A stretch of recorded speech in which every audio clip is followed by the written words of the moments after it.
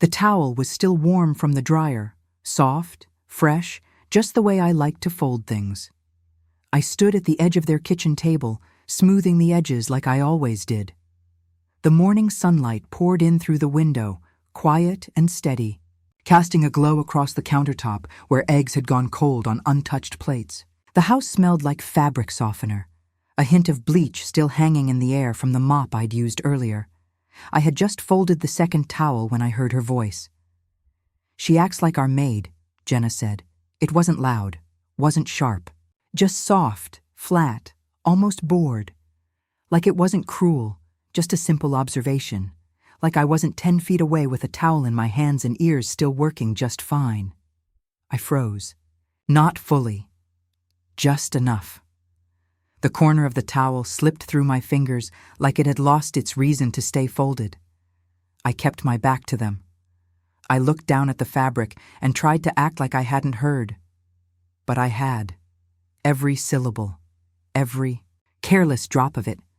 I felt my chest tighten, not with anger, but something slower. A quiet ache, like something inside me had just shagged a little. Not broken, just worn through. My breath held itself, as if it didn't know whether to keep going. I waited for my son to say something. Anything. But he didn't. He didn't even flinch, didn't glance up from his phone, didn't clear his throat. Nothing. And that settled. Deeper than her words ever could. The laundry didn't need folding anymore. I didn't need to be standing there. But I stayed, not because they expected me to, but because I wasn't sure how to leave anymore. I wasn't sure who I was outside of this kitchen, outside of being helpful. I looked at the towel again, still half folded, and I pressed it down, smoothing it like I could iron out the sting of that sentence. But it stayed wrinkled in my heart, and at that moment, I wasn't a mother. I wasn't a guest. I wasn't family. I was someone folding warm laundry in a house where I no longer belonged. The baby monitor in the corner crackled softly, its usual hum of static and soft cooing floating in the background like a lullaby. I'd gotten used to its sound, always there like the breath of the house. But today, it caught something else. I heard her voice float through it, clear as day. "She acts like our maid." The words didn't come from a room I stood in. They came from upstairs, or maybe the hallway, but it didn't matter. The monitor picked them up like a confession, whispered too close to truth. I paused, my hand mid-fold on a burp cloth, and I just listened. I wasn't supposed to hear it. Maybe they didn't think I would. Or maybe they didn't care if I did. But I did. And somehow, it rang louder than a baby's cry. I kept folding. Slower now. The little onesie in my hands was still soft from the dryer, warm in a way that should have felt comforting. But my fingers moved heavy, as though the cotton itself had grown thick with silence. I smoothed it flat, creasing the arms just right, like I'd done 100 times before. But this time, each movement felt like it carried weight, like I was pressing down every time I'd been looking past, every time I'd been thanked with silence. I didn't speak. I didn't turn around. I just folded, slow and steady, as though grace were something I still had to prove. He didn't even look up. His thumb kept moving across the screen, scrolling through something more important than his mother's dignity. Stood there, waiting for him to say something, to correct her, to say, "That's not fair." But he didn't. The coffee spoon clinked in his mug like it was the only sound brave enough to respond. And I just stood there, feeling the space between us widen in ways I hadn't prepared for. That hurt more than anything she said. I walked into the living room and sank into the old chair by the window, the one with the cushion that dipped a little more each year. I'd always meant to fix it, but now it just felt right somehow. A little broken, a little soft. The sun filtered in through the lace curtain, catching tiny flecks of dust in the air. Outside, the hedges were neatly trimmed, just like I'd helped him plant them years ago. But the beauty didn't soothe me today. I wrapped my shawl tighter, though it wasn't cold, and I sat there feeling small, smaller than I'd felt in years. Not because of my age, but because I finally saw how they saw me. Useful, quiet, easy to overlook. I used to be someone who mattered in this house. I used to have a voice that echoed through the hallways, calling out bedtime stories and reminders about jackets. Now I was in the shape that filled a chair, a helper who blended in with the wallpaper. I stared out at the hedges and wondered, when did love turn into obligation? When did care become convenient?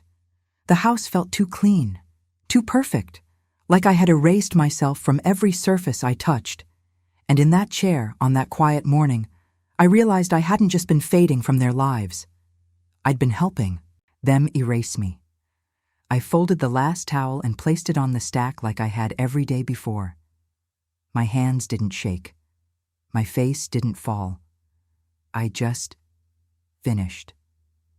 I stood in the middle of their kitchen, watching the sunlight grow sharper on the floor. The dishwasher had stopped humming. The baby had gone quiet. And the only sound left was the ticking of the clock above the pantry, steady, soft, like a metronome marking the beat of something about to change. I didn't cry. I didn't shout. Didn't slam a cabinet or make some grand exit, but inside me, something was shifting. I took the words she said, Maid, and folded them into a quiet drawer inside my chest, where old hurts go when they've done their damage. Not gone. Just stored.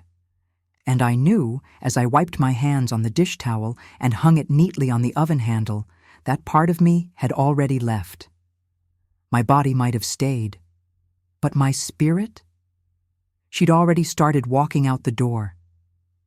When I first arrived, I didn't bring much, just a small suitcase, a few sweaters, and my knitting bag. The house smelled like baby powder and warm milk, and I remember thinking, this is where I'll be needed again. I hadn't felt that in a long time.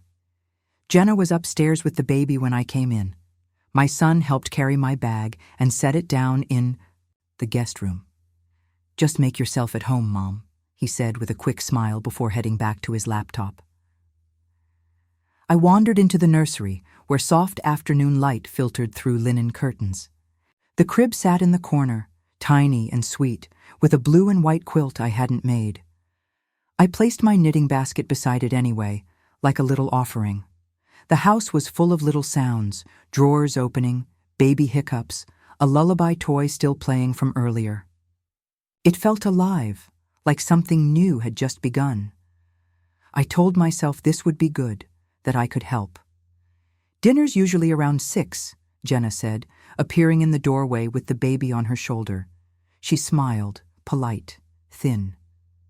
You don't have to do anything, really.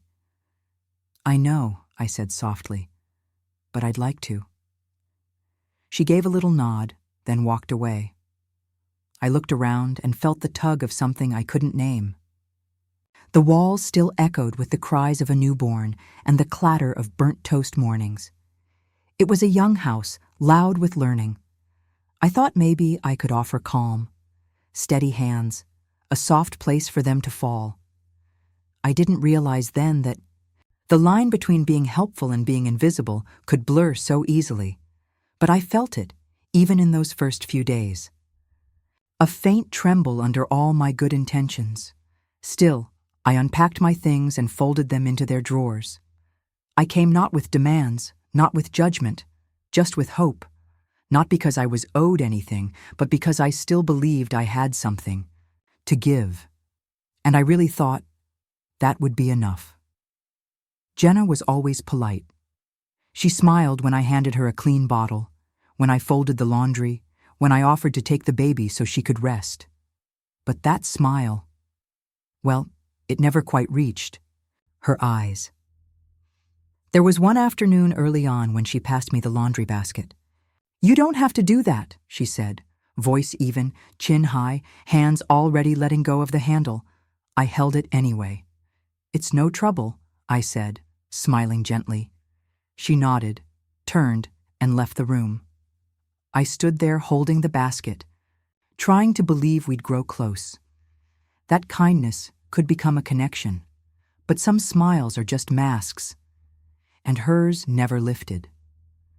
Those first few weeks, I poured myself into the rhythm of the house, folding towels into perfect squares, scrubbing bottles till they gleamed, rocking the baby long after he'd fallen asleep, just to feel needed a little longer. No one asked me to. No one told me not to. In the quiet of the laundry room, I hummed lullabies to myself, songs I used to sing to my son when he was little, back when he still fit on my hip, back when I mattered in ways no one questioned. I cooked dinners that filled the kitchen with warmth: roast chicken, green beans with garlic, cornbread from scratch. Plates would be filled and eaten, but rarely did anyone say much. I told myself it was because they were tired. Still, there was something full about the way I moved through those tasks, like every folded blanket, every wiped counter reminded me I still had purpose. Maybe not praise, but presence. I needed that more than I realized. One morning, I set a warm casserole on the counter, baked cheese bubbling at the edges, rosemary filling the room. It was the kind of meal that used to bring my family to the table with smiles and second helpings. But that morning, no one said a word. Jenna dished herself a plate, then passed it to my son. They both ate quietly, scrolling their phones, forks tapping against ceramic like clock hands counting something I couldn't name. I stood in the doorway, waiting for a glance, a thank you, a nod. Nothing came. And in that silence, I felt myself start to disappear. Laundry became a kind of ritual: burp cloths, t-shirts, tiny socks that clung to the basket like they were afraid to be separated.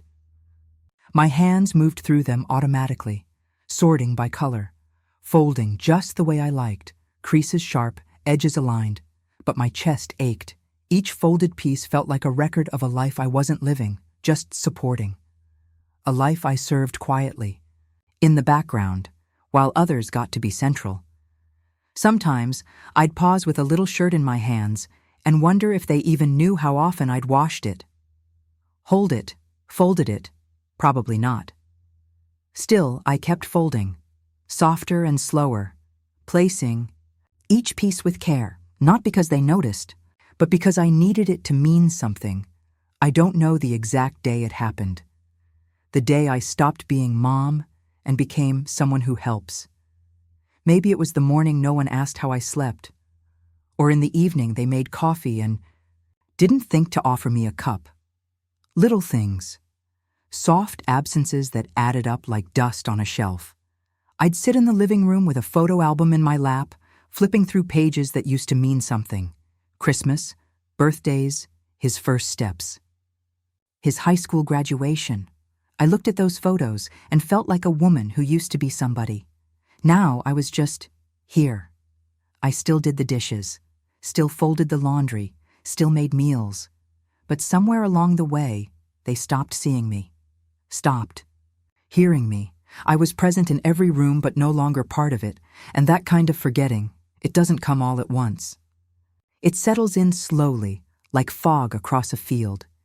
You only notice it when the shapes start to vanish, and by then, you're already gone. I stood in the doorway with a warm towel in my hands, its edges soft against my fingers. The evening light had faded, and the only glow came from his phone, casting a pale blue shimmer across his face. He didn't look up, just scrolled, his thumb moving slow and steady like he was focused on something too important to pause. I didn't say his name right away.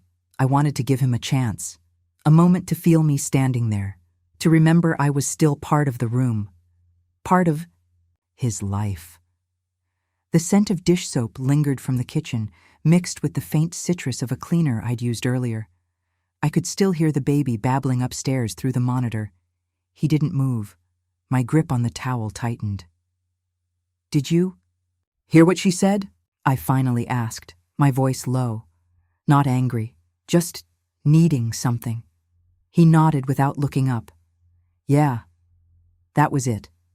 No glance, no hand reaching out, No recognition that I was the one folding their laundry while being talked about like help, and right there, in that stillness, something inside me folded too. "Don't take it so personally," he said, still not looking up. I blinked at him, stunned. Of all the things he could have said, "Mom, I'm sorry," or "that wasn't right," he gave me that. A phrase so soft it almost sounded kind. But it wasn't.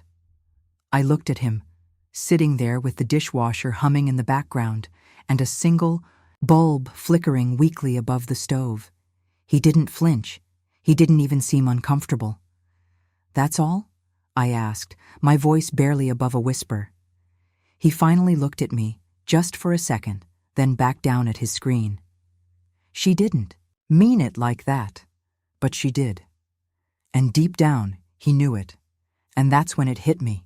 The distance between us hadn't come overnight. I'd just stopped noticing how far I'd been left behind. I stood at the kitchen counter and looked down at the towel still in my hands. The fabric had gone lukewarm by now. My fingers worked slowly, folding it once, then again, smoothing it with care. Tears stung the back of my eyes.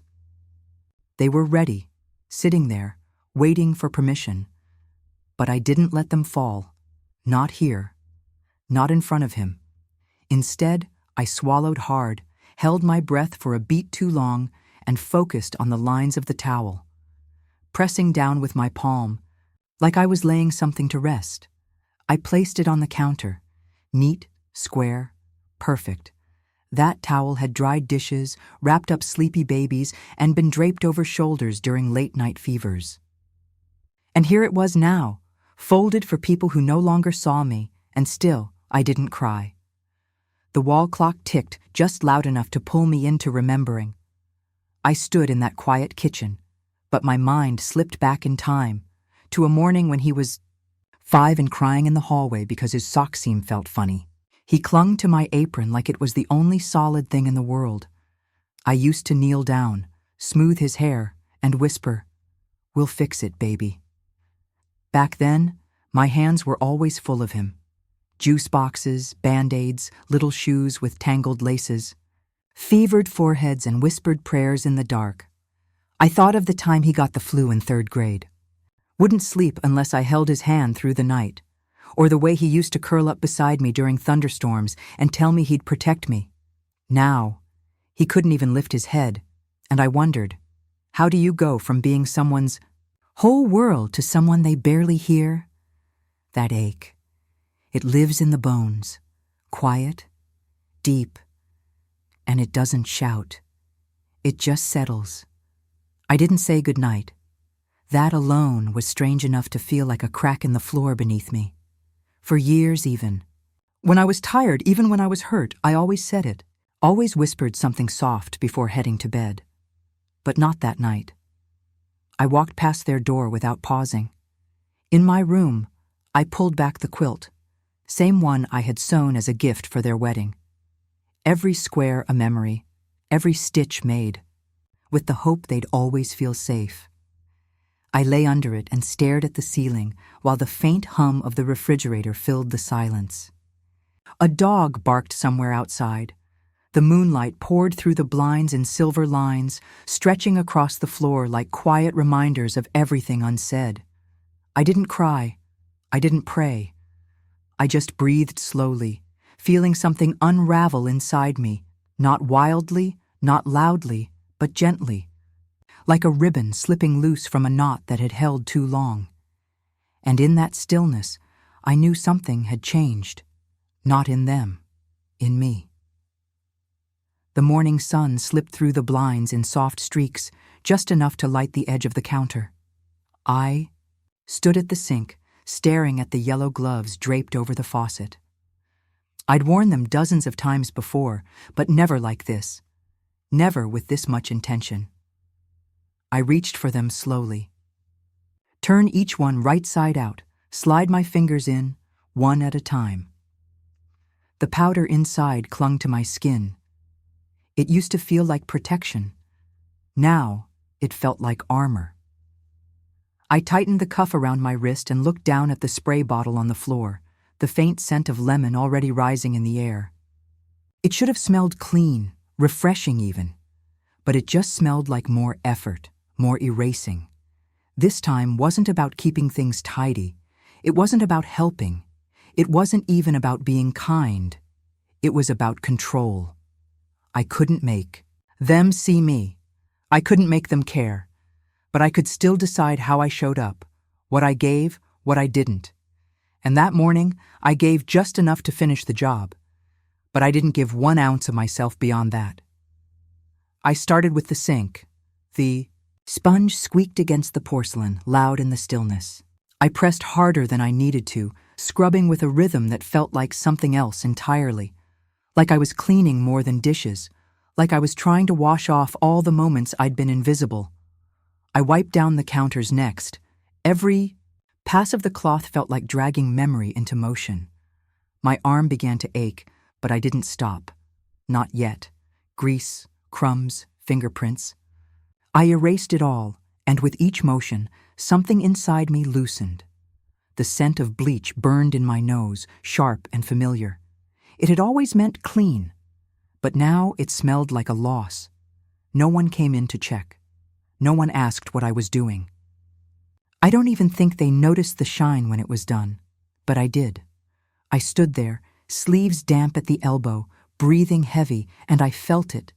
The ache, yes, but also a release. Like I'd scrubbed away more than stains. Like I was wiping. Down pieces of myself I no longer needed to give. I was wiping off the last spoon when I caught myself counting. Not silverware, but everything else. 3 bottles washed before anyone asked. 4 diapers changed while they scrolled their phones. 2 dinners cooked without a thank you. And too many skipped appointments to even numbers. The towel in my hand was warm and damp, the kind that leaves your fingers wrinkled.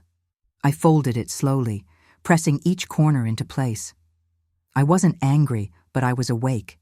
It hit me that I'd been keeping a quiet score all along, just didn't want to admit it. The balance was off. It had been for a while, and maybe they couldn't see it. But I could. I moved quietly that day. I didn't hum in the laundry room like I usually did. I didn't ask what anyone wanted for lunch. I didn't remind them the baby's medicine was almost out. No one noticed. The baby monitor crackled softly from the kitchen table. The dryer thumped in the hallway. Somewhere, the wall clock ticked. Not one person asked if I was okay. Maybe they didn't see the way my shoulders hang lower, or maybe they did, and chose not to mention it. I think they needed me to be fine, so I let them believe I was. I folded the last towel and placed it on the shelf like I always did, wiped the counters, mopped the hallway. It all looked the same when I finished. The house gleamed, everything in its place. But something inside me was different. I didn't do it for them anymore. Not really. I did it like someone packing the last of her things, quiet, careful, efficient. They didn't know it, but I had already started leaving. Not with my feet, but with my heart. The ledger was tucked behind a stack of quilt fabric and a bundle of old Christmas cards, tied with faded red ribbon. I hadn't reached for it in years, but that morning, while organizing the closet, my fingers moved toward it like they already knew what I needed. James's brown ledger was worn smooth on the edges. The spine creaked just a little when I opened it, like it was stretching after a long nap. I settled into the chair by the window, dust floating lazily through the soft mid-morning light. The scent of cedar and old paper rose up, familiar and warm. I ran my hand gently over the first page, tracing his handwriting, neat, patient, the same way he'd done everything. He'd always said numbers calmed him, but I think he just liked keeping us steady. Page after page, he had tracked every bill, every grocery receipt, every small savings goal. There were notes in the margins, tiny reminders like, check with Ruth on electric, or ask about a new insurance policy. He didn't leave love notes. He left this. I could almost hear him beside me. The sound of his pen, the smell of his flannel shirt, the way he used to hum low when he concentrated. He wasn't flashy. He didn't make speeches. But he planned for storms long before they came. And now here I was, still in the house he helped pay off, still covered by a life he quietly protected. That ledger wasn't about money. It was about care.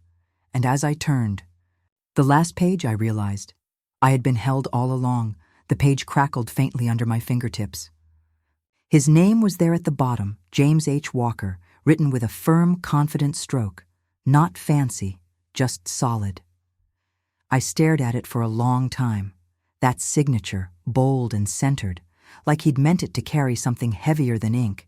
And suddenly I was back at the bank with him, years ago. I had teased him for signing too big. He just smiled and kissed the back of my hand. "If anything ever happens," he said, "you'll be okay." I thought he meant financially. Now I know. He meant emotionally, too. The credit union hadn't changed much. Same cold air, same humming lights. I walked in quietly, holding the folder to my chest like it might break if I loosened my grip. The teller was young, sweet voice, kind eyes. She asked for my ID, then tapped her keyboard for a moment before pausing. Her brow lifted slightly. "It's all in your name," she said, gently, as if she was still double-checking. I nodded. On the outside, I looked calm, gray sweater, purse, tucked neatly at my side. But inside, I felt a wave roll through me. Not grief exactly, not pride. Something softer. Like justice that didn't need to be loud. He'd made sure. He'd put everything in my name, even when I didn't ask, even when I didn't know. She smiled and handed the papers back. "You're all set." "Thank you," I said. But it didn't feel like enough, because I knew this wasn't just about accounts or balances. This was James's way of standing beside me, even now. He never left a mess behind, never left me to scramble. He had wrapped up every corner of our life with care, and now, as I stepped out into the sunlight, papers in hand, I felt steadier than I had in months. He hadn't just protected my name, he'd preserved my dignity. I sat on the porch later that afternoon, the sun warm against the railing, a cup of tea cooling beside me. The checkbook lay open on my lap, the balance neat and intact, but my eyes weren't focused on the numbers. They drifted, instead, to the edges of memory. James always packed his lunch, peanut butter sandwiches, apple slices, a little note if I remembered. He clipped coupons like it was a game, joked about it at dinner, and quietly tucked the savings into a side account I didn't even know existed until after he passed. He didn't brag. He just made sure. He saw life not just as it was, but as it could become. And he planned for it. With love, with humility, with me always in mind. And now, with everything laid before me, I felt him again.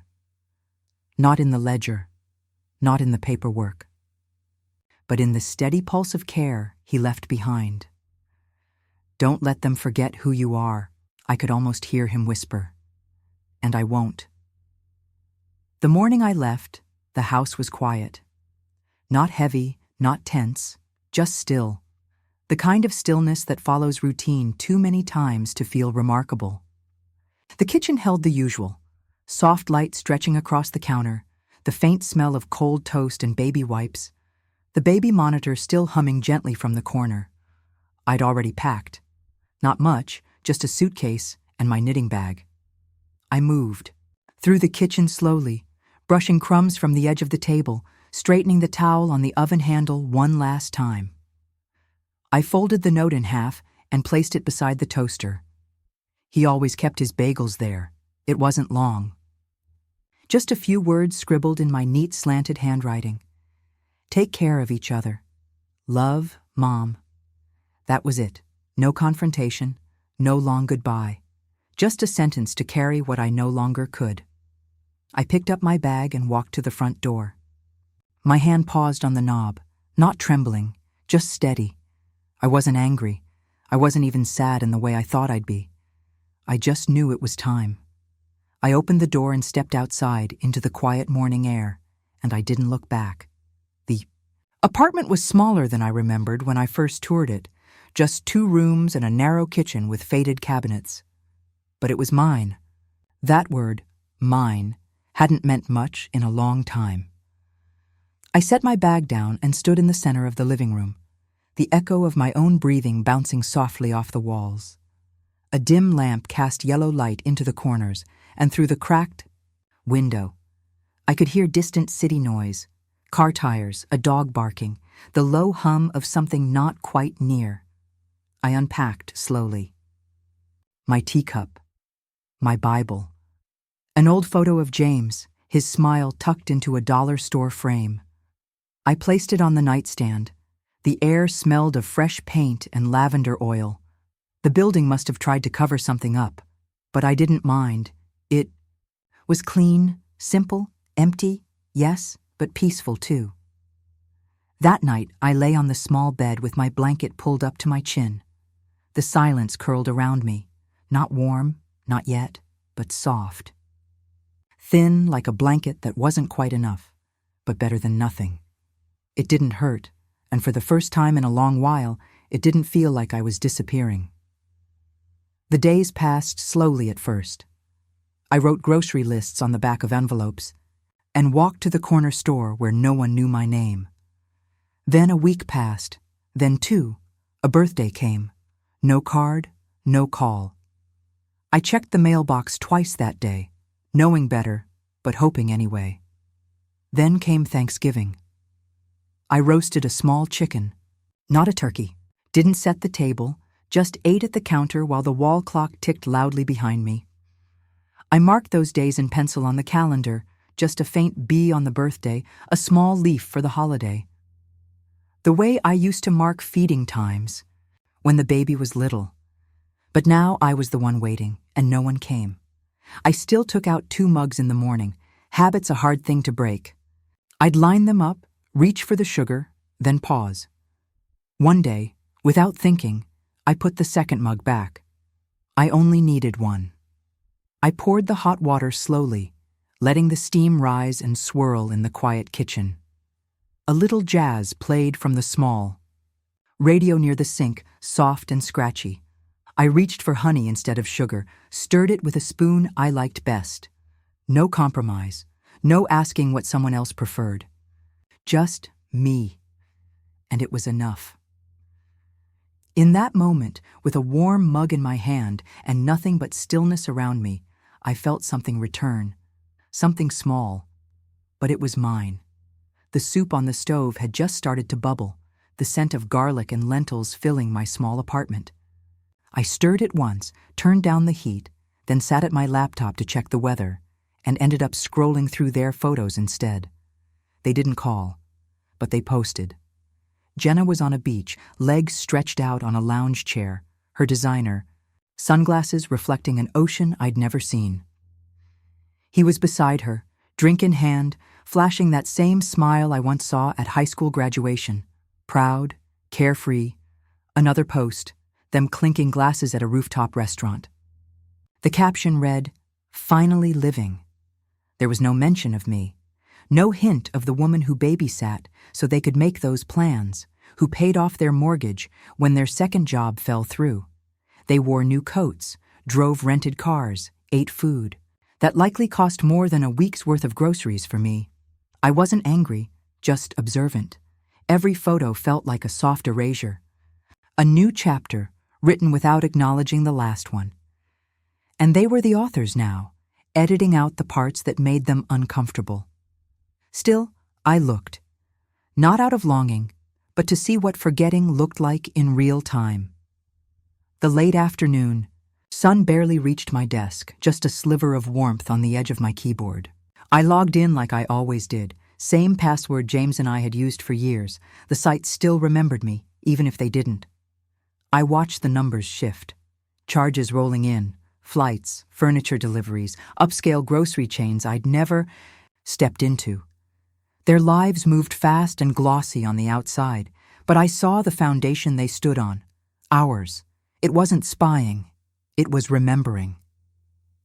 That account wasn't just money. There were clipped coupons, Packed lunches, late nights James spent adjusting the budget so we could buy new tires and afford Christmas. They spent freely now, no hesitation, and I didn't judge them for wanting more, but I also didn't forget how long it took to build what they were burning through. Midday light made the checkbook on my table glow a little. My name was there, still neat, still first. They never asked whose name it was under, never checked. Maybe they thought once James passed, things just shifted on their own. But I knew better. James made sure I stayed tied to every thread, every document, every account. He'd sit with me at the kitchen table, explaining each step like I was his. Equal, because I was. They assumed I had no say, but I had all the say. They thought I was just the one who folded clothes and watched the baby. But I knew the code to the vault.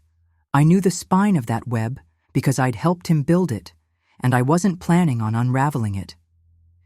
Evening came soft, with just one lamp lit in the corner and the hum of the fridge filling the silence. I sat with my tea, watching the numbers on their account shift again. More travel, another rental, an overdraft pending. I didn't say a word, didn't call, didn't warn, didn't drop a single hint. They stacked their debt right on top of my trust, assuming I'd never notice or never act. But silence can be a choice, and when it is, it carries more weight than shouting ever could.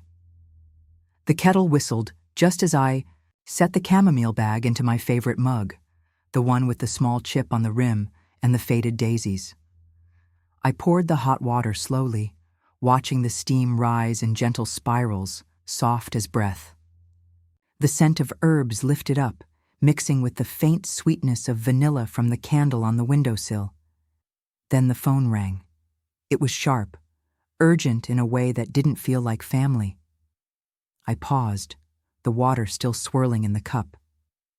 I let it buzz twice, breathing through the tightness in my chest. I already knew. By the time I picked it up and brought it to my ear, I was steady. "Hello?" I said, even though I didn't need to, because some calls you can hear before they even come. "Hello?" I said again, and then came her voice, shaky, sharp. There must be some mistake. Jenna's words hit like shattered glass, sharp edges tumbling over one another. I could hear the rustling of bags, the beep of a scanner, the unmistakable hum of embarrassment unraveling in a public place. "The card just declined at checkout," she snapped, breath catching. "We've got groceries, diapers. This isn't right. It's not funny." Her control was slipping, and I could feel her pride cracking in the spaces between her words. For someone so sure of her world, she wasn't prepared for the floor to shift beneath her. I stood still in my kitchen, golden light spilling onto the floor, the tea still steeping. "I'll call the bank if I have to," she said, her voice thinner now. I didn't answer right away, because something in me didn't flinch. I wasn't angry, I wasn't smug, I was quiet and free. I sat down in my old wooden chair, the one with the cushion that's just a bit too flat. My tea had steeped too long, a little bitter now, but I drank it anyway. I wrapped my shawl tighter around my shoulders and let her voice fade behind me. I didn't pace, I didn't cry. I didn't even feel heat in my cheeks. I just sat. The silence between her sentences on the phone had been long enough to fit years of memory into. And I filled it. I remembered wiping floors and mouths, running loads of laundry at midnight, folding shirts that weren't mine. I remembered the way she would walk past me like I was furniture, how my son would nod but never notice. And in that stillness, I didn't feel anger anymore. I felt space. Room. Inside my own heart for something that wasn't their mess. Something soft and steady, that memory, the one I used to carry like a bruise. I let it settle like dust. Not forgotten, but no longer mine to tend. I picked up the phone again, still warm in my hand. My voice was even, the kind that doesn't need to climb. "I'm no longer your maid," I said. There was no bite to it, just the truth. Simple, heavy, rooted. And I'm not your mattress, I added, letting the words land like a slow exhale. I didn't raise my voice. I didn't lean forward. I just said it. The way you say something when you finally know who you are, when your voice no longer shakes to be heard. I looked at the flickering candle beside the picture frame, its light brushing across James's face, and I felt clear. She didn't speak. The silence that came next was the longest I'd ever heard from her. It stretched between us like a road with no turns.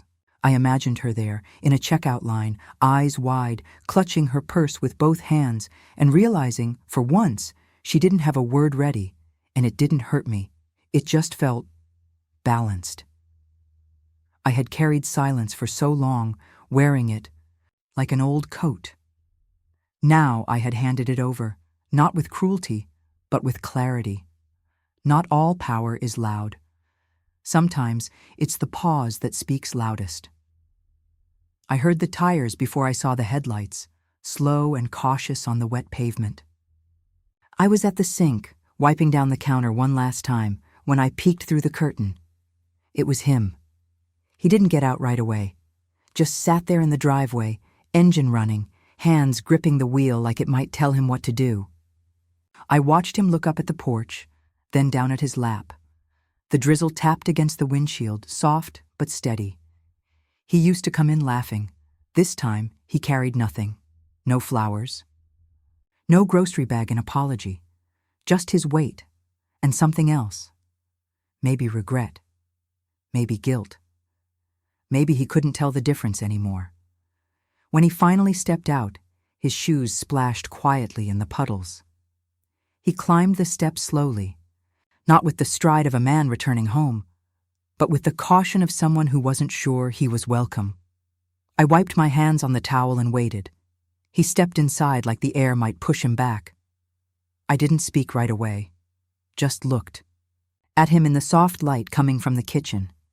His shoulders were lower than I remembered. He looked smaller somehow. Like time had chipped away at the hard parts. He didn't hug me, didn't say hello. Just glanced around the room, taking in the old couch, the flickering candle on the table, the silence he once filled and then forgot. And I stood there, wondering if I'd changed that much. Or if he had just finally seen me clearly. I turned toward the cupboard, reached for the chipped blue mug, the one he made in 8th grade, streaked in green paint with initials so big they curled over the side. He used to be proud of that mug. I'd always saved it just for him. I poured the coffee slowly, careful not to spill. As it filled, I felt something else pour out with it. Not anger, not even sadness. Just a quiet strength, a release. A peace I hadn't felt in a long while. Set it in front of him without a word. No lecture. No history. Just coffee. He looked at it for a moment, then took it with both hands. And in that one small gesture, I gave more than warmth. I gave him a place again. He stared into the cup like it might answer something. Then finally, soft, almost whispered, he said, "I didn't know it got that bad." 5 words. They didn't come out polished. They came out real. And that made them heavier. I didn't rush to fill the space between us, just let them hang there like steam rising off cooling tea. He didn't cry, but there was sorrow in his voice. And something else. Realization. He hadn't known. Or maybe he hadn't tried to know. Either way, he knew now, and for the moment, that was enough. We didn't say much after that. He talked a little, asked how I'd been, told me about the baby's first words, about how Jenna had started cooking more. Things I might have heard if I was still part of their everyday. I nodded, sipped my tea, let him speak. But mostly, we sat in silence, the kind I had lived with for months. He shifted in his seat more than once, tapped his fingers on the mug, cleared his throat. The quiet was loud to him. I could feel it. But to me, it was peaceful. That silence had held my loneliness, my dignity, my rediscovery. And now it held him too. He squirmed in it the way I used to squirm in their forgetting. And I let him. Not to punish, not to prove a point, but to share the stillness, to let him feel what it meant to sit inside a space you helped empty. Outside, the thunder rolled low in the distance. The oven ticked as it cooled, and the candle's flame danced between us. We didn't speak, but he knew, and so did I. The sun comes in through the east window, slow and golden, spilling across the rug like honey. I'd just finished wiping the table with lemon polish, and the scent still lingers in the air, bright, clean, gentle. No footsteps behind me, no voices pulling at my name. Just the creak of the cottage settling into itself and the birds singing. Beyond the open window. My slippers make a soft sound against the wooden floor as I walk into the kitchen. The teapot whistles, and I smile. This time, it's not for anyone else. It's just for me. I pour the tea, stir in a bit of honey, and carry it to the table where the sun pools brightest. James once told me that yellow roses matched my spirit.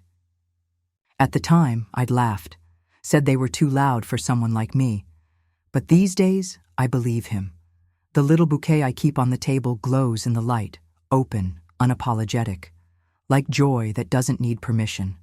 The walls here breathe differently. They don't echo with anyone's moods. They just hold peace.